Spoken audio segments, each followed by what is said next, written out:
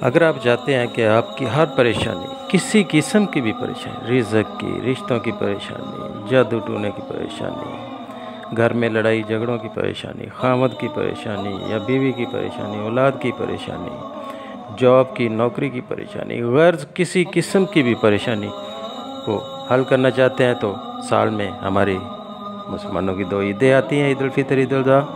عید کا چاند نظر آئے تو چاند نظر آتے ہی آپ نے 3 بار درود شریف پڑھ کے 41 بار سورہ اخلاص اور 41 بار سورہ کوثر پڑھ کر دعا کریں تو انشاءاللہ تعالیٰ آپ کی ہر حاجت پوری ہوگی۔ بہت پیارا یہ وظیفہ ہے، بہت پیارا یہ عمل ہے۔